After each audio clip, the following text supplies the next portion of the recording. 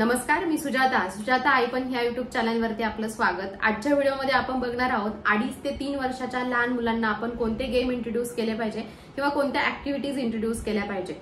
सध्या मे महिना चालू झालाय। मे महिना चालू झाल्यानंतर प्रत्येक आई पुढे हा प्रश्न असतो की आजचा दिवस आपल्या बाळाचा कसा घालवायचा, कारण की सुट्टी लागल्यामुळे लहान मुलांचा स्क्रीन टाइम हा भरपूर प्रमाणात वाढतो। मग ह्या स्क्रीन टाइम कमी करण्यासाठी आज मी काही अशा ऍक्टिव्हिटीज किंवा असे काही गेम्स सांगणार आहे।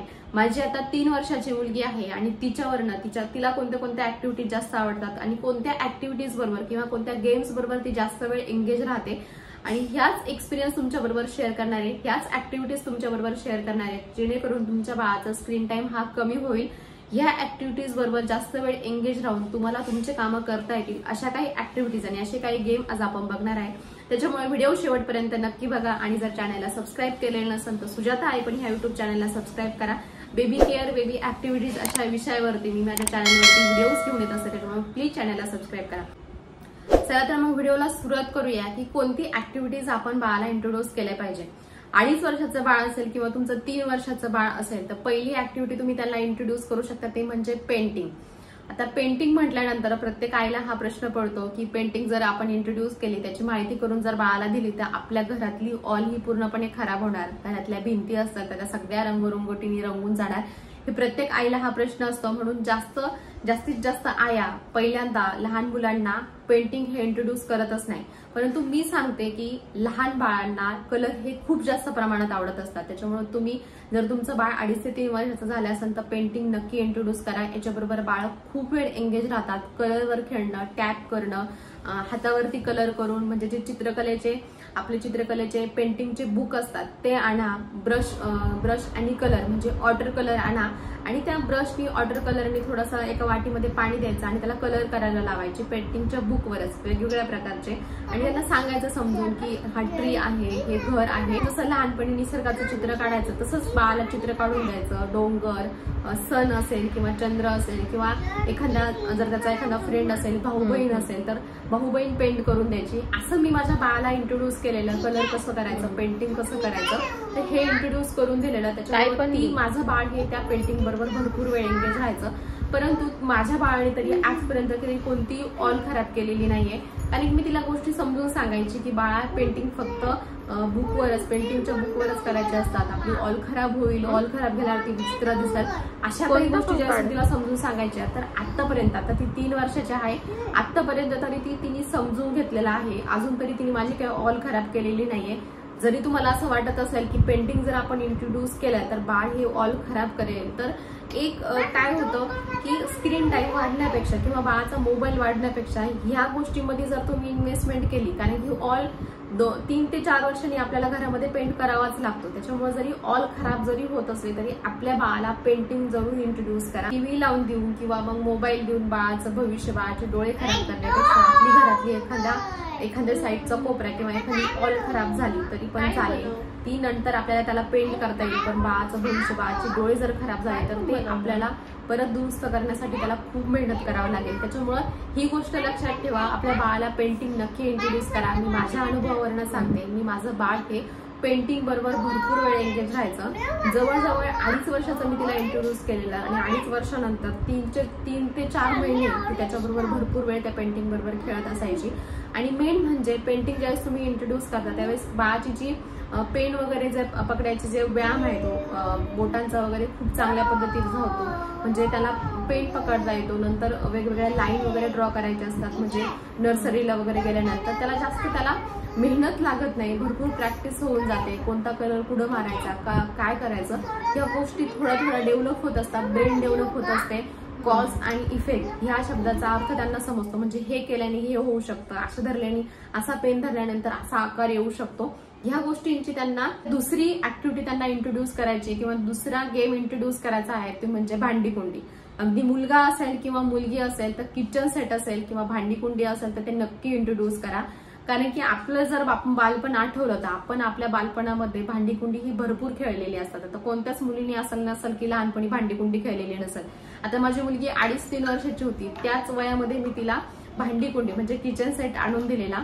तर किचन सेटचा उपयोग काय होतो माहितीये का, जर तुमचा बाळाचा स्क्रीन टाइम, आता मी माझा एक्सपिरियन्स सांगते, माझ्या बाळाचा स्क्रीन टाइम हा खूप कमी होता. म्हणजे मी तिला स्क्रीन टाइम मोबाईल न देता किंवा टीव्हीवर मोबाईल न लावून देता किचनवर बसून मी स्वयंपाक करायची. त्यांनी काय व्हायचं, मी कोणती भाजी टाकते, काय करतेय, पीठ मळते, हे सगळं मला ती विचारायची. मम्मा तू काय करतेय, पीठ मळते, मला पण दे पीठ हे करायला, मला पण दे चप्पा खायला, मला पण भाजी टाकायची. या गोष्टी माझ्याबरोबर ती कम्युनिकेशन करायची. आणि त्याच्यामुळेच मी काय केलं, तिचा तो माइलस्टोन बघितल्यानंतर, ती ऍक्टिव्हिटी बघितल्यानंतर आता म्हटलं आपण तिला किचन सेट इंट्रोड्यूस करायला हवा. पण मी तिला 2.5 वर्षाची असताना किचन सेट इंट्रोड्यूस करा. त्या किचन सेट बरोबर जवळजवळ 3 ते 4 महिने त्या किचन सेट बरोबर ती खेळायची. वेगवेगळ्या प्रकारे खेळायची. म्हणजे खूप वेगळ्या पद्धतीने चपाती बनवणं असेल, सूप बनवणं असेल, घरात कोणी पाहुणे आले तर त्यांना मी तुम्हाला सूप बनवून देऊ का, तुम्हाला ज्यूस बनवून देऊ का. आता किचन सेट झाल्यानंतर दुसरी ऍक्टिव्हिटी तुम्ही इंट्रोड्यूस करू शकता, ती म्हणजे डॉक्टरचा सेट असतो. डॉक्टरचा सेट पण तुम्ही इंट्रोड्यूस केला तरी त्या डॉक्टरच्या सेट बरोबर लहान मुलं ही भरपूर एंगेज राहतात. अगदी त्यांना जर आपण डॉक्टरकडे नेलं तर डॉक्टर कशा प्रकारे चेक करतात, तर ते त्यांना त्यांच्या जीवनामध्ये इम्प्लिमेंट करायचं असतं. त्याच्यामुळे तुम्ही डॉक्टरचा सेट पण इंट्रोड्यूस करू शकता. माझ्या मुलीला मी ऍक्च्युअली जास्त पैसे खर्च करून किंवा जास्त पैसे खर्च करून जास्त गेम वगैरे तिला इंट्रोड्यूस न करता घरातल्याच गोष्टींबरोबर कसं एंगेज करता येईल ह्या गोष्टीचा मी विचार करत असते. परंतु तिने एकदा मोबाईल घेतला आणि मोबाईलमध्ये डॉक्टरचा सेट बघितला आणि मला डॉक्टरचा सेट हवाय असं माझ्याकडे हट्ट केला. तर मी तिला लगेच काही दिला नाही, परंतु 15-20 दिवसांनी, जास्त तिने हट्ट केल्यानंतर जास्त दिवसांनी मी तिला तो डॉक्टरचा सेट इंट्रोड्यूस केला. तर तो पण भरपूर वेळ मला तो एंगेज, म्हणजे तो पण तिने भरपूर वेळ त्याच्याबरोबर ती एंगेज राहिली. की डॉक्टर कसं चेक करतात ती मला चेक करायची, तिच्या टेडीला पण चेक करायची, त्याच्याबरोबर भरपूर वेळ ती खेळायची. तुम्ही डॉक्टरचा सेट पण 2 ते 3 वर्षाच्या मुलाला इंट्रोड्यूस करू शकता. तर तिसरी ऍक्टिव्हिटी कोणती इंट्रोड्यूस करायची ते म्हणजे वेगवेगळ्या प्रकारचे टेडीज. 2.5-3 वर्षाचं बाळ झाल्यानंतर टेडीज बरोबर खेळणं हे लहान मुलांचं खूप जास्त वाढतं. लहानपणी त्या टेडीजकडे खेळणं म्हणून बघतात, पण 2.5 ते 3 वर्षाचं झाल्यानंतर बाळ त्या टेडीजकडे एक आपलं फ्रेंड म्हणून बघतं. एक प्रकारचा, जर तुम्ही 3-4 टेडी जर तुम्ही तुमच्या बाळाच्या माइलस्टोन वरून बघू शकता, जर 3-4 प्रकारचे टेडीज जर तुम्ही बाळाला इंट्रोड्यूस केल्या तर त्यातला एक टेडी हा खूप फेवरेट होऊन जातो. आणि त्या टेडी बरोबर लहान मुलं हे आपलं बाळ हे त्या टेडीला सोडतच नाही. म्हणजे अगदी गार्डनला घेऊन गेला तरी तो टेडी बरोबर असतो, कुठं गावाला घेऊन गेला तरी त्याच्याबरोबर ते बाळ हे त्या टेडी बरोबर भरपूर एंगेज राहतं. आता याचाच फायदा घेऊन हे टेडी बरोबर लहान बाळाला कसं एंगेज करायचं, आणि टेडीज बरोबर जरी बाळ खेळत असले तर त्यांना जास्त वेळ एंगेज कसं ठेवायचं. आता मी माझं एक्सपिरियन्स सांगते की मी तिला कसं त्या टेडीज बरोबर एंगेज ठेवायचं. तर टेडीज मध्ये भरपूर प्रकारचे टेडीज असतात, वेगवेगळ्या प्रकारचे टेडीज, म्हणजे काही मऊ असतात तर काही डॉल असते. तर डॉल बरोबर मुली ही भरपूर वेळ एंगेज राहतात. डॉलचे केस विचारणं, त्यांना क्लिप्स लावणं, त्याची वेणी घालणं, त्यांना कपडे घालणं, हे सगळे मुली डॉल बरोबर भरपूर वेळ एंगेज राहतात. त्या डॉल बरोबर त्यांचं भरपूर वेळ खेळणं चालू असतं. परंतु एक मी ऍक्टिव्हिटी माझ्या मुलीला इंट्रोड्यूस केली ती म्हणजे झोळी बांधून त्या झोळीमध्ये डॉलला टाकणं आणि झोका देणं. ह्या एंगेजमेंट, ह्या ऍक्टिव्हिटी बरोबर माझी मुलगी भरपूर वेळ एंगेज राहायची. एक कुठंतरी याला टेबल वगैरे असेल, कुठंतरी टेबलला ती झोळी बांधून द्यायची आणि मग त्या झोळीमध्ये ती त्या डॉलला टाकायची आणि मग त्याला डॉलला झोका देणं, भरपूर वेळ गाणं म्हटलं, त्याला काढून घेणं, त्याच्याबरोबर पुन्हा बोललं, त्याच्याबरोबर पुन्हा झोळीमध्ये त्याला टाकणं, त्याला झोपवणं, गाणं म्हणून त्याला झोपवणं, अशी भरपूर वेळ त्या टेडीज बरोबर, तिच्या डॉल बरोबर ती भरपूर वेळ एंगेज राहते. डॉल अशा पद्धतीने तुम्ही बाळाला एंगेज, अशा वेगवेगळ्या पद्धतीने जर तुम्ही तुमच्या बाळाला इंट्रोड्यूस केला, म्हणजे ते शिकवलंय की याच्यामध्ये झोळीमध्ये टाक आणि त्याला झोका दे, तिचा मेकअप कर, तिला हेअर बेल्ट असेल तर हेअर बेल्ट लाव किंवा मग हेअर क्लिप असेल तर हेअर क्लिप लाव, असं भरपूर वेळ आपल्याला एंगेज ठेवता येतं. त्याच्यामुळे डॉल टेडीज पण तुम्ही ह्या वयामध्ये इंट्रोड्यूस करू शकता. तर दुसरी ऍक्टिव्हिटी कोणती इंट्रोड्यूस करायची आहे ते म्हणजे वेगवेगळ्या प्रकारचे पझल्स. आता बाजारात भरपूर प्रकारचे पझल्स येतात. जर तुमचे बाळ 2.5-3 वर्षाचं आहे परंतु अजून ABCD वगैरे बाळाला येत नाहीये, 1 to 3, 1 to 10 पर्यंत नंबर्स आहे ते ओळखता येत नाही, कलर्स ओळखता येत नाही, तर अशा वेगवेगळ्या प्रकारचे पझल्स असतात. 1 to 3 चे असतात की जे बोर्ड भेटतात, त्या बोर्डमध्ये 1 to 3 लावायचे किंवा I असेल, ABCD असेल, अशा प्रकारचे पझल्स पण तुम्ही बाळाला इंट्रोड्यूस करू शकता. याच्यावरती मी सेपरेट व्हिडिओ बनवलेला आहे.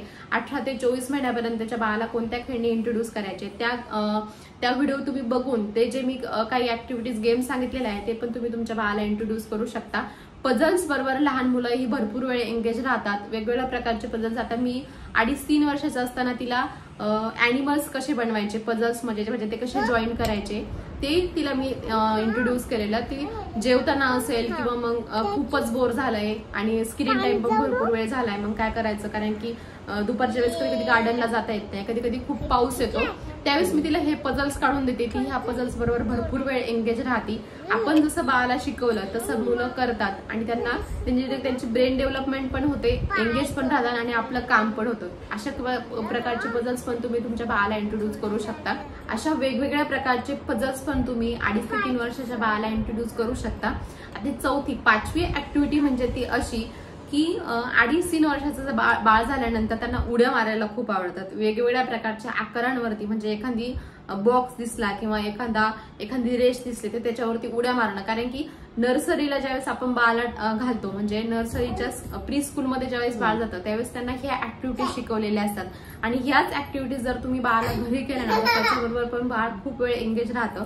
असा कलरफुल असा चिगट टेप भेटतो, तो चिगट टेप घेऊन यायचा आणि बॉक्स टाईप असतात, म्हणजे बॉक्स जसे असतात आपले स्क्वेअर मध्ये तसं ते चिटकवायचे आणि असे बॉक्स तयार करायचे आणि त्याच्यावरती आपल्या बाळाला उड्या मारायला शिकवायच्या. उड्या मारल्यानंतर त्यांची उंची छान वाढते, व्यायाम चांगला होतो, त्याच्याबरोबर ते एंगेज राहतात. ही ऍक्टिव्हिटी पण तुम्ही तुमच्या बाळाबरोबर करू शकता. 2 ते 3 वर्षाच्या लहान मुलांमध्ये भरपूर प्रमाणात एनर्जी असते आणि जर ही एनर्जी जर तुम्ही कुठे यूज केली नाही, म्हणजे त्या मुलांनी जर ती एनर्जी कुठे यूज केली नाही तर मुलं खूप चिडचिडी होतात, खूप त्रास देतात आणि खूप बोर होतं त्यांना. मग त्यांनी टीव्ही मोबाईल जास्त वेळ बघितल्यानंतर जे टीव्ही मोबाईल मध्ये बघितलेलं असतं ना ते त्यांच्या रिअल जीवनामध्ये त्यांना इम्प्लिमेंट करायचं असतं आणि मग जी ते मुवमेंट सारखे त्या मोबाईल बरोबर करतात ना तीच मुवमेंट सारखे करतात. तुम्ही बघाल की स्क्रीन टाइम मुळे लहान मुलांचं मानसिक म्हणजे जे मानसिक स्थिती आहे ते किती बिघडलेली आहे हे आपण व्हिडिओज मध्ये बघतच असतो. मी माझ्या मुलीवरनं सांगते, मी माझ्या मुलीला जवळजवळ 1 वर्ष म्हणजे ज्यावेळेस ती 7-8 महिन्याची झाली तेव्हापासून मी तिला खेळणी बरोबर भरपूर वेळ एंगेज ठेवलंय. याच्यावरती मी माझ्या चॅनलवरती भरपूर व्हिडिओज पण टाकलेले आहे की कोणत्या एज मध्ये तिला मी कोणत्या खेळणी इंट्रोड्यूस केल्या. त्या खेळणी मला आत्ता सुद्धा यूज होतात, त्या खेळणीबरोबर ती आत्ता पण भरपूर वेळ खेळत राहते. फक्त 2.5 ते 3 वर्ष बाळ झाल्यानंतर त्याला घरातच बसून न ठेवता, म्हणजे अभ्यास त्यांची या ऍक्टिव्हिटीज बरोबरच मुलांनी एंगेज राहायला पाहिजे असं काही नाहीये. तुम्ही घरातल्या ज्या ऍक्टिव्हिटीज असतात, म्हणजे होम ऍक्टिव्हिटीज असतात, जर तुमच्या स्वयंपाकघरामध्ये असेल तर त्यांना पीठ मळायला लावणं, कपडे वाळत घालणं किंवा मग झाडू आणणं, ग्लास वगैरे असेल तर ग्लास वगैरे ठेवणं. 2.5-3 वर्षाच्या बाळांची पकड ही चांगली मजबूत झालेली असतात, त्यांना बऱ्यापैकी समजायला लागतं बाळा हे हळूच ठेव, हे हळूच उचल, ह्या गोष्टी उचलून ठेव, तुझ्या ज्या खेळणी आहे त्या आवरून ठेव. ह्या गोष्टी जर त्यांना गुडीत जर सांगितल्या ना तर लहान मुलं ऐकतात आणि याच्यामुळे त्यांचं एक्झरसाइज पण होते, ब्रेन डेव्हलपमेंट पण चांगली होते आणि चांगली सवय पण लागते. याच्यामध्ये 3 गोष्टींचे डेव्हलपमेंट हे लहान मुलांमध्ये होत असते. माझं बाळ हे घरातल्या कोणत्या ऍक्टिव्हिटीज करतं याच्यावरती पण मी सेपरेट व्हिडिओ बनवणार, तोही आपल्या चॅनलवरती येईल. त्याच्यामुळे चॅनलला सबस्क्राईब करा, व्हिडिओला लाईक करा आणि आजचा हा व्हिडिओ कसा वाटला मला हे कमेंट सेक्शन मध्ये नक्की सांगा. असे अजून व्हिडिओ जर तुम्हाला हवे असतील किंवा अजून अशा ऍक्टिव्हिटीज हव्या असेल तरी मला हे कमेंट सेक्शन मध्ये नक्की सांगा आणि सुजाता आयकॉन ह्या युट्यूब चॅनलला सबस्क्राईब करा.